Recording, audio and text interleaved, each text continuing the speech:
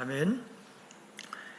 오늘 본문 말씀을 주제로 베데스다의 병자를 고치신 예수님은 누구신가라는 제목으로 함께 말씀을 나누겠습니다. 오늘 이야기는 우리가 잘 알고 있는 베데스다 연못가의 그 38년 된 병자를 고치신 예수님의 이야기입니다. 그런데 여기서 중요한 것은 38년 된 병자가 고침을 받았다는 것보다는 38년 된 병자를 고치신 그분이 누구신가 하는 게 더 중요하다고 생각이 됩니다. 오늘 38년 된 병자를 고치신 예수님이 이 사건으로 인해서 유대인들과 논쟁이 벌어졌다는 것입니다. 요한복음 5장 전체가 이 논쟁에서 예수님께서 대답하신 것을 기록하고 있는 것입니다. 예수님께서 당신이 하나님의 아들이라는 것을 증명하는 말씀을 쭉 살펴보고자 합니다. 먼저 1절 말씀에 그 후에 유대인의 명절이 되어서 예수께서 예루살렘에 올라가시니라. 예루살렘에 있는 양문 곁에 히브리 말로 베데스다라 하는 못이 있는데 거기 행각 5이 있고, 여기 1절에 보면 명절이라고 그랬는데요.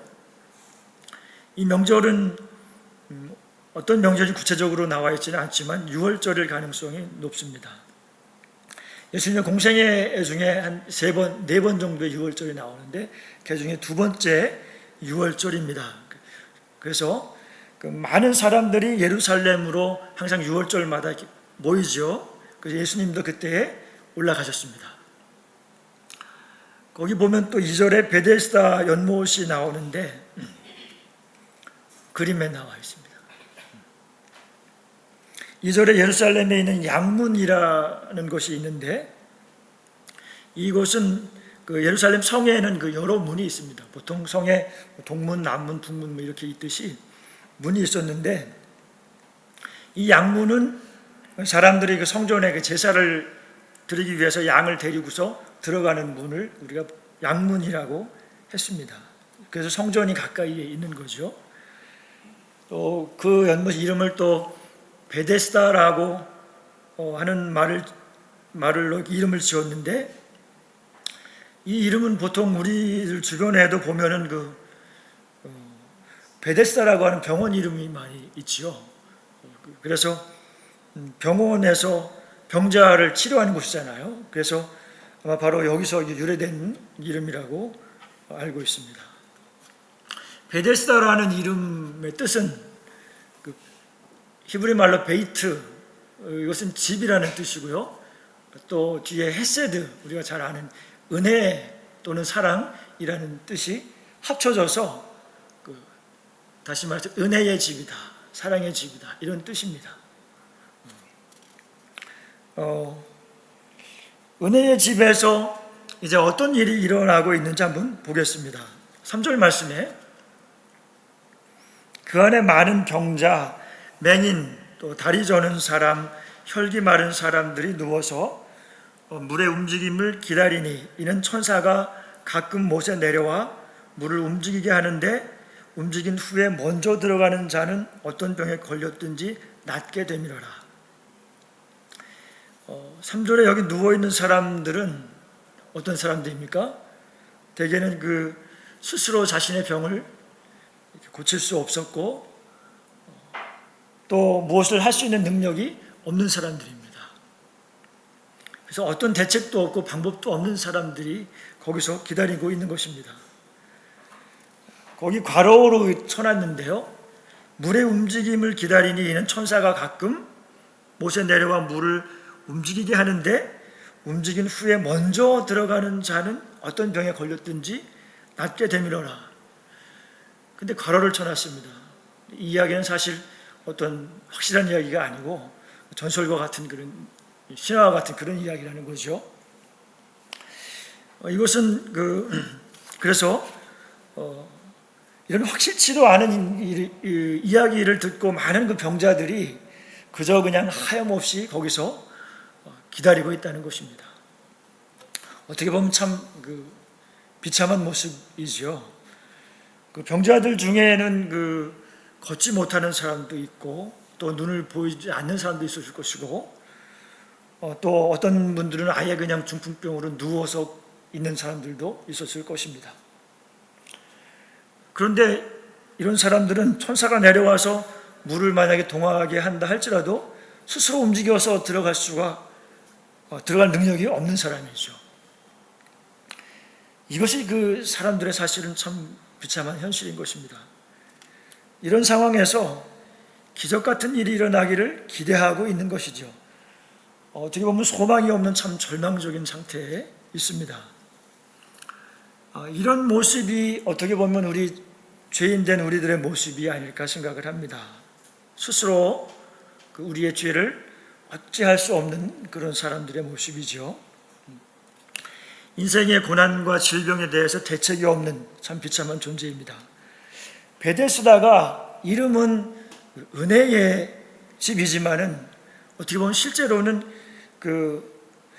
자기 힘으로 막 제일 먼저 노력해서 달려 들어가는 사람이 먼저 고침을 받는다고 하잖아요. 이거 참 어떻게 보면 세상적인 방법입니다. 은혜의 방법이 아니라는 거죠. 어떻게 보면 적자생존, 승자 독식 이런 세상의 방식과 같은 그런 법률이 적용되어져 있는 그런 곳이 아닌가 생각을 합니다. 5절 말씀에 보면 거기에 38해 된 병자가 있더라. 38해 된 병자라고 했는데 아마도 이 중풍병인 것 같습니다. 아예 누워있는 사람인데요. 38년이라고 하는 세월은 정말 참 거의 반평생도 더 넘게 오랜 세월을 있었던 그런 포기하고 있는 그런 병자인 것으로 보입니다. 이때 구약의 신명기에 이스라엘 백성이 38년 동안 광야에서 살고 출애굽 1세대가 거기서 다 죽었던 그런 장면들이 연상이 또 되고 있습니다. 굉장히 절망의 골이 깊이 새겨져 있는 것을 볼 수가 있습니다. 그런데 이제 예수님이 그 병자에게 다가가셔서 이상한 질문을 하십니다. 6절에 예수께서 그 누운 것을 보시고 병이 벌써 오래된 줄 아시고 이르시되 내가 낫고자 하느냐? 내가 낫고자 하느냐? 이것은 어쩌면 당연한 질문인 것이죠. 병이 낫기를 원해서 이 연못가에 지금 나와 있는 것이잖아요. 그렇다면 예수님이 이렇게 물어보시는 이유가 무엇이겠습니까? 그것은 내가 정말 이 병을 낫기 위해서 나에게 맡길 수 있겠느냐 하는 그런 질문인 것입니다. 내가 너를 고쳐주기를 정말로 원하느냐? 그러니까 주님이 이렇게 묻는 것은 우리가 그 믿음을 요구하는 것이지요. 그런데 병자가 대답을 합니다.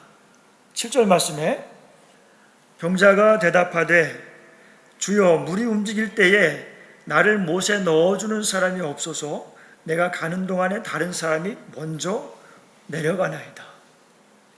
예수께서 이르시되 일어나 네 자리를 들고 걸어가라 하시니 그 사람이 곧 나와서 자리를 들고 걸어가니라. 이날은 안식일이니라. 7절 말씀에 병자는 좀 어떻게 보면 좀 엉뚱하다 싶은 대답을 했죠. 그 병자의 그 대답하는 그 요지는 어떻게 보면 물이 움직일 때 나를 그 물 가까이에 좀 이렇게 갈 수 있도록 조금만 도와주세요.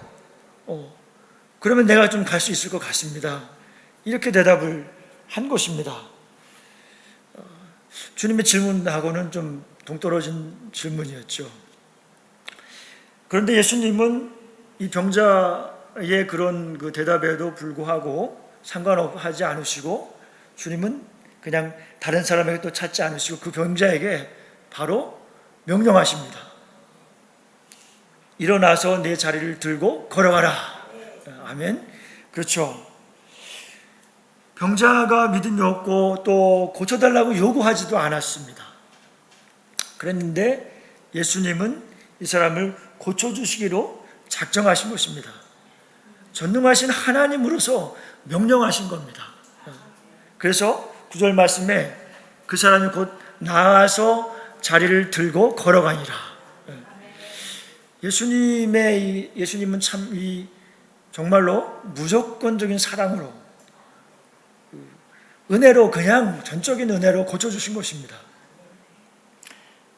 예수님은 어떻게 보면 창조주로서 이 병자를 긍휼히 여기시고 또 사랑하셔서 그냥 명령하심으로 이 병자를 새롭게 재창조해 주신 것입니다. 베데스다라는 이름만 은혜의 집이었고, 사실은 먼저 힘 있는 자가 물에 들어가는 율법의 논리가 지배하는 집이었습니다. 어떻게 보면 이 베데스다 연못이 교회를 상징할 수도 있겠는데요.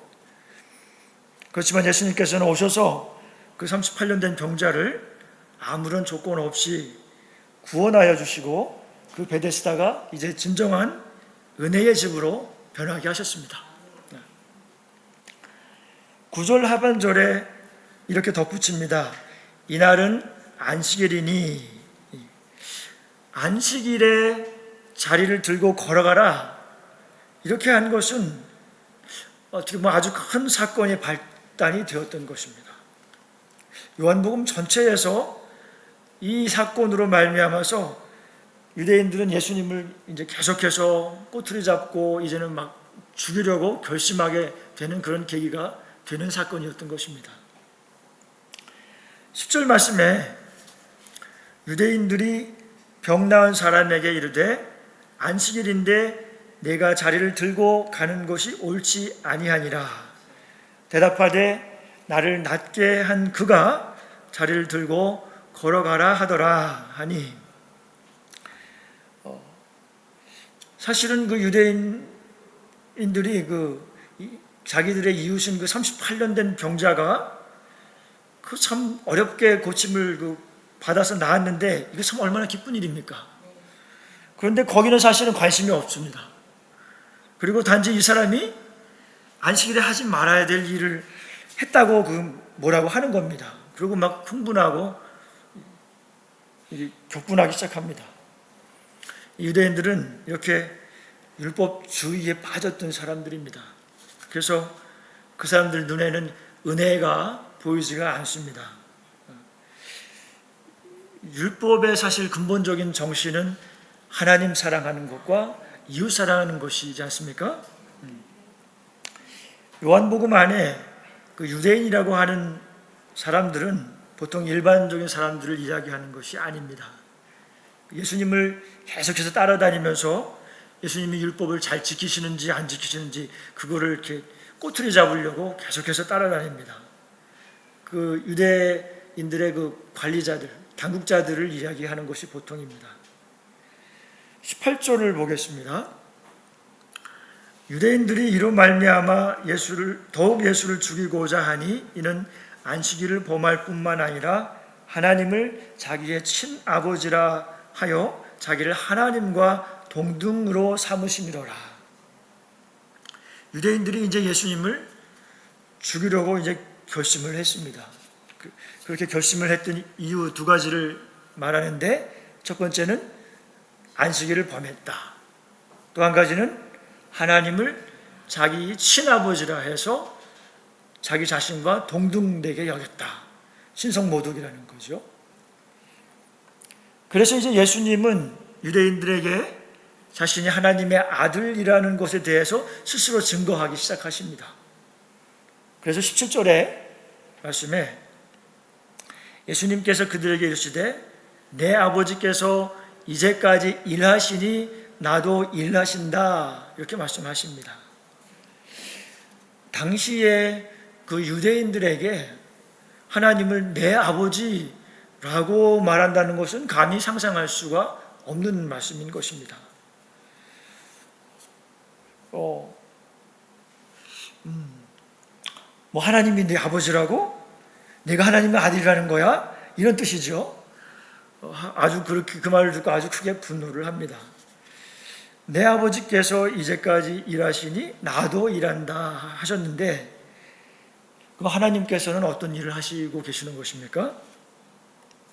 창조주 하나님께서는 우리 사람을 창조하셨을 뿐만 아니고 그냥 창조하시고 이제 그대로 그냥 내버려 두고 알아서 살아라 이렇게 하시는 분이 아니시고 지금도 우리를 변함없이 사랑으로 돌보시고 또 고치시고 하나님의 자녀다운 삶을 살도록 이끌어 가시는 일을 하십니다. 예수님께서도 하나님 아버지와 동일한 일을 하고 계시는 겁니다. 그래서 19절 말씀에 두 번째로 하나님 아들로서 증거하십니다. 그러므로 예수께서 그들에게 이르시되 내가 진실로 진실로 너에게 이르노니 아들이 아버지께서 하신 일을 보지 않고는 아무것도 스스로 할 수 없나니 아버지께서 행하시는 그것을 아들도 그와 같이 행하느니라. 하나님 아버지께서 하시는 일을 예수님이 보셨다는 거예요. 이 말은 무슨 말입니까? 예수님께서 하나님과 함께 계셨었다는 거죠. 그렇죠? 그렇게 말하심으로 이분이 곧 하나님이시라는 것을 증거하시는 것입니다. 그렇죠?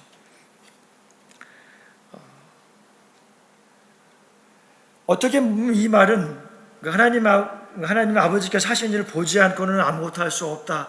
이 말은 예수님이 하나님 아버지께 어떻게 의존적인 관계라고 볼 수도 있는 말씀인데 그러나 그런 말씀이 아니고 이 말씀은 하나님과 자신의 의지가 동일하다는 말씀인 것입니다.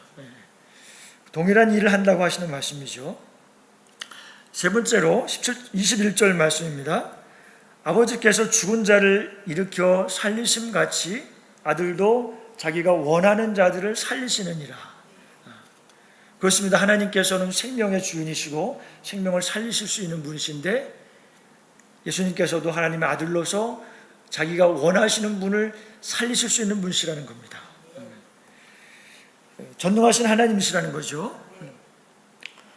또 무에서 유를 창조하시는 하나님이신 것입니다. 또 네 번째 증거로 22절, 23절 말씀입니다.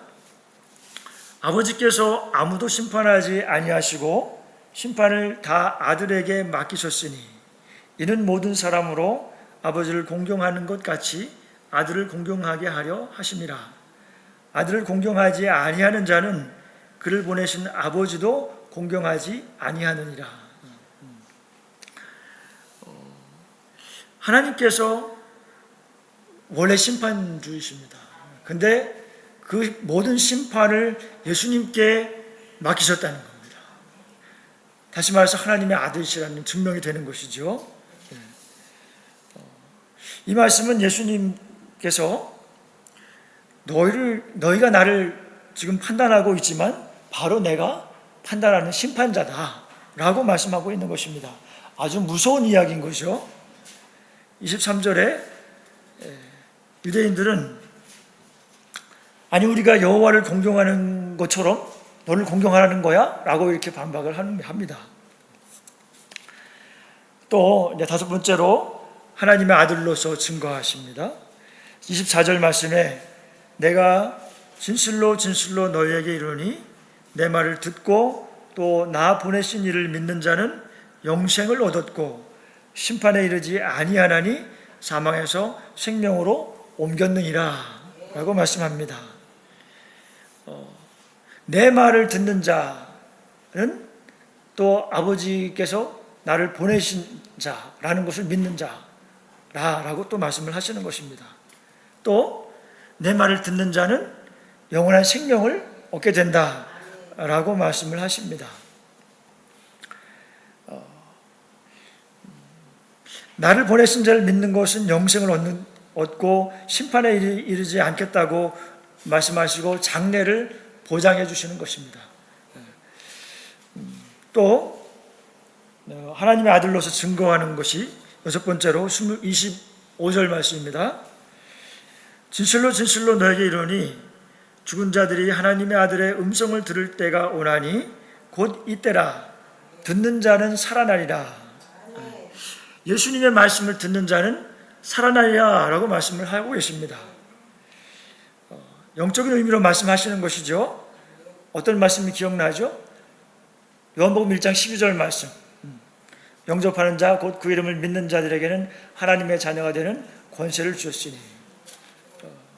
하나님의 아들로 왔는데 그 아들의 말씀을 듣는 자는, 듣고 영접하는 자는 하나님의 자녀가 되는 권세를 주셨다고 말씀하시는 겁니다. 예수님의 말씀은 죽은 자를 살리시는 것입니다. 이렇게 이제 예수님께서 지금까지는 이제 자신에 대해서 스스로 증거를 하셨습니다. 그런데 31절부터는 이제 하나님께서 예수님에 대해서 이제 증거를 하십니다. 하나님께서 예수님이 하나님의 아들이시고 그리스도이심을 세 가지로 증거하십니다. 첫 번째로 선지자의 말을 통해서 증거하십니다. 세례 요한이 와서 예수님에 대해 증거하죠.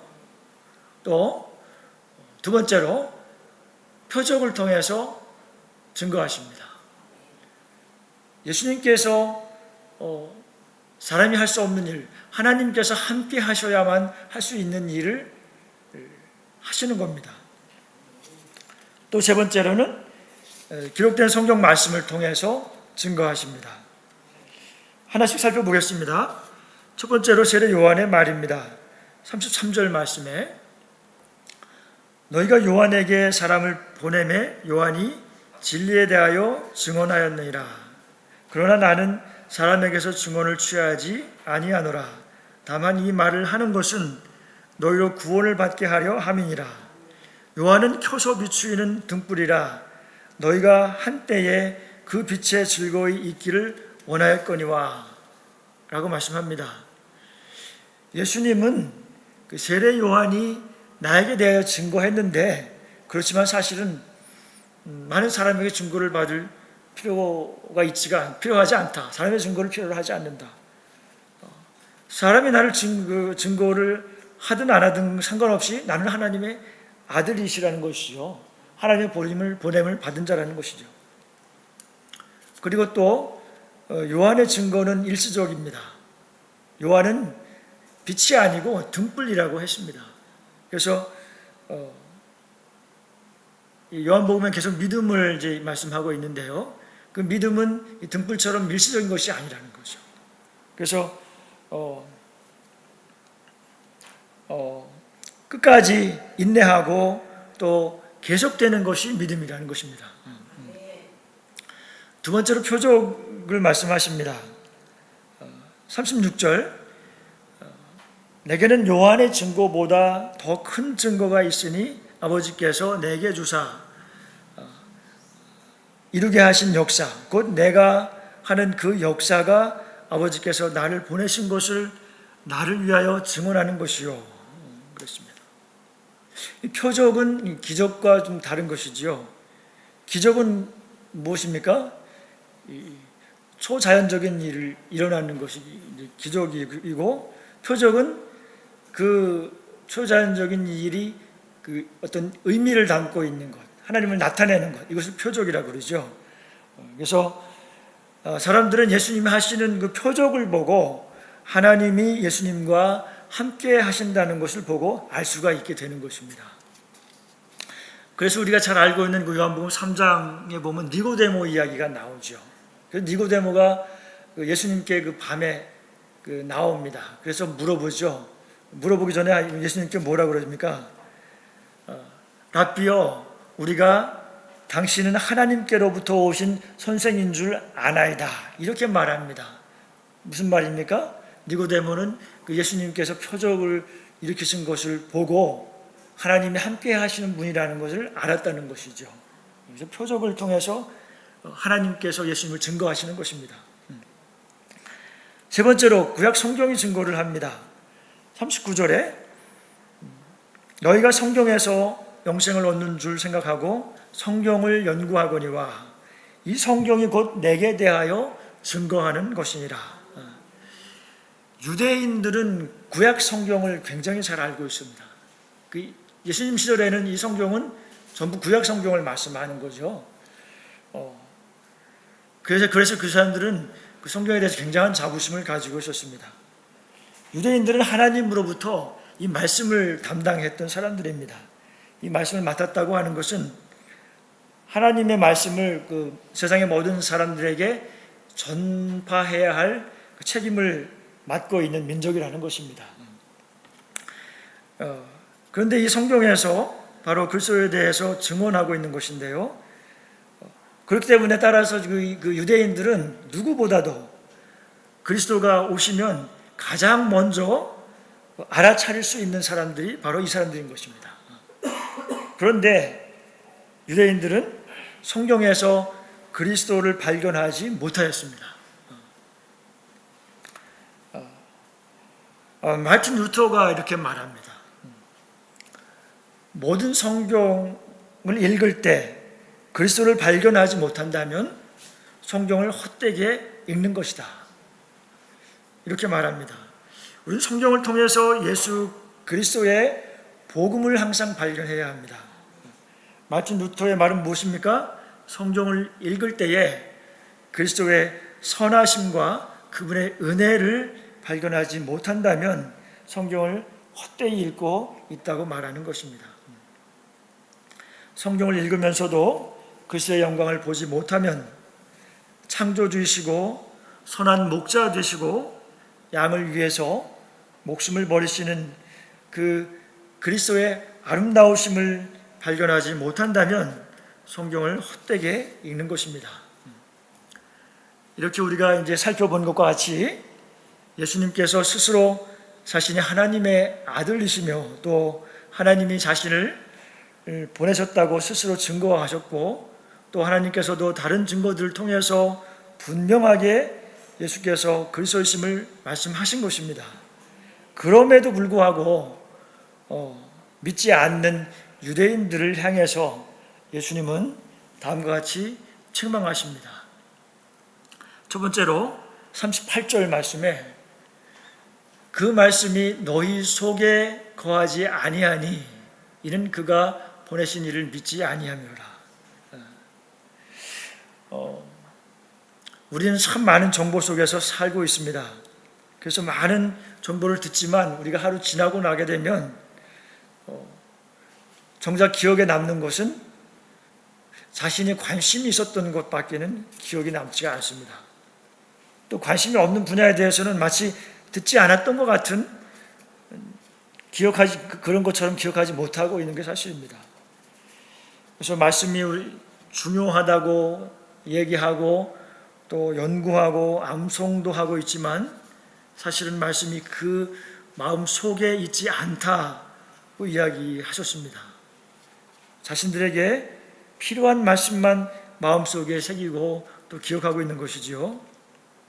그래서 정작 말씀을 따라서 우리가 믿음을 발휘해야 할 때에 그 말씀을 기억하지 못하는 것입니다.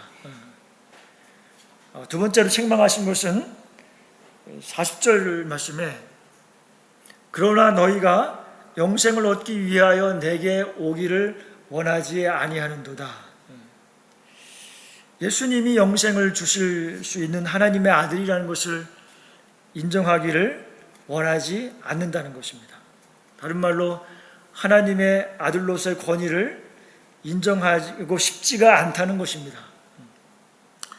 그들은 자신들이 기다리고 있었던 또 자신들이 그 경배의 대상이 되는 그리스도로 인정하고 싶지 않은 것인데요. 그 사람들은 어떤 메시아를 기대했습니까? 그 사람들은 그 정치적인 메시아 또 경제적으로 해결해 주실 그런 메시아를 기대하고 있었던 것입니다. 그래서 그 사람들은 자신들의 그 고정관념에 쌓여 있어서 하나님을 받아들이지 못하는 것입니다. 세 번째로 책망하는 것은 42절 말씀에 다만 하나님을 사랑하는 것이 너희 속에 없음을 알았노라 라고 말합니다. 또 그 유대인들은 하나님을 믿는다고 했지만 실제로 그 마음속에는 하나님을 사랑함이 없었습니다. 또 하나님을 사랑하였더라면 하나님이 함께 하시는 표적을 보이고 계시는 예수님을 사랑할 수밖에 없는 것입니다. 예수님은 너희 속에 하나님을 사랑하는 마음이 없는 것을 나는 알고 있다 라고 말씀하십니다. 이 말씀은 제게도 참으로 두려운 말씀으로 다가오기도 합니다. 주님은 우리가 자발적으로 하나님을 사랑하기 때문에 예수님 앞에 나아오기를 원하십니다. 주님은 우리와 인격적인 관계를 원하고 계시는 것입니다. 인격적인 교제를 나누기를 원하시는 것입니다. 우리가 삶에 지치고 또 작은 고난들에 힘들어하고 있습니까? 저와 여러분들에게 하나님께서 말씀하십니다. 우리의 죄를 속량하시고 구원하신 크신 은혜를 기억해야 합니다. 지금까지 베풀어 주신 은혜를 기억해야 합니다. 지금까지 돌보아 주시고 복 주신 것을 세어보아야 합니다. 주신 복을 세어보고 감사함을 회복해야 합니다. 첫사랑을 회복해야 합니다. 유대인들이 예수님을 믿지 못하는 이유를 무엇이라고 또 말씀하십니까? 또 44절에 말씀하십니다.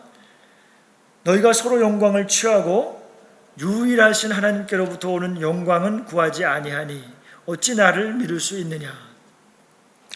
바리새인들이 그렇게 성경을 읽고 연구하고 많은 율법 조문을 만들어서 지키려고 노력을 했던 것은 그들이 거룩한 삶을 살려고 했던 좋은 의도로 그렇게 했습니다. 그렇지만 율법의 그 진정한 정신인 하나님의 사랑과 이웃 사랑에 대해서는 외면했던 것입니다. 그 많은 율법 조항을 지키는 이유가 자기들이 종교적인 신분을 유지하는 데 있었다는 것입니다. 자기들이 율법을 잘 알고 있고 잘 지키고 있다는 것을 과시하고 자랑해서 사람들에게 칭찬을 받고 싶어 했다는 것입니다. 하나님께 칭찬을 받는 데에는 관심이 없기 때문에 그리스도에 대한 성경 말씀도 깨달을 수가 없었고 따라서 예수님을 또 믿을 수가 없다는 것입니다. 우리도 또한 돌아보아야 합니다. 나는 하나님께 칭찬을 받으려 하기보다 사람에게 칭찬을 받기를 더 원하고 있지 않은가? 진정으로 하나님께로부터 오는 칭찬을 구하고 있는지 돌아보아야 합니다. 모든 사람의 마음에 있는 것을 다 아시는 하나님께서 하나님 앞에서 우리가 두려워하면서 우리의 잘못된 동기를 내려놓고 하나님으로부터 오는 칭찬을 구하는 우리 모두가 되기를 예수님의 이름으로 축원합니다. 이제 말씀을 정리하고 적용할 것을 생각해 봅니다. 첫 번째로 그리스도가 없는 인간은 38년 된 병자와 같다는 것을 인정하십니까? 어떻게 보면 또 이만하면 나는 예수님을 잘 알고 있다고 생각하지 않습니까? 예수님의 은혜를 잃어버리면 38년 된 병자와 같은 것이 우리의 모습입니다. 확실치도 않은 그 신화와 같은 이야기에 기대를 걸고 소망 없이 비참하게 살아가는 것이 인생인 것입니다. 주님께서 우리의 삶의 중심이 되어야 합니다. 두 번째로, 나는 성경을 읽을 때에 그리스도를 발견하고 있습니까? 우리는 매일 예수님의 은혜가 필요합니다. 우리는 성경에서 예수님의 은혜를 발견할 수 있어야 합니다. 성경을 읽으면서 하나님의 선하심을 맛보아야 합니다. 그리스도의 그 아름다우심을 발견해야 합니다. 예수님의 은혜를 잃어버리면 우리는 피할 수 없이 율법주의로 돌아가게 됩니다. 세 번째로, 하나님을 사랑하고 주님의 은혜에 감사하고 있습니까? 날마다 발견한 그리스도의 은혜에 감사하고 주신 복을 세워보면서 감사하고 예배하는 사람이 되어야 합니다. 감사하는 삶이 회복되어야 합니다. 네 번째로, 사람에게 칭찬받기를 구합니까? 아니면 하나님께로부터 오는 칭찬을 구하고 있습니까? 사람에게 인정받고 칭찬을 받으려 하지 않았는지 돌아보고 오직 하나님께로부터 오는 칭찬을 받기를 간절히 사모하는 우리 모두가 되기를 소원합니다. 오늘 함께 기도 시간에 모든 헛된 영광을 내려놓고 하나님께 칭찬받기를 구하며 하나님 보좌 앞에 나아가기를 예수님의 이름으로 축원하며 말씀을 마치겠습니다.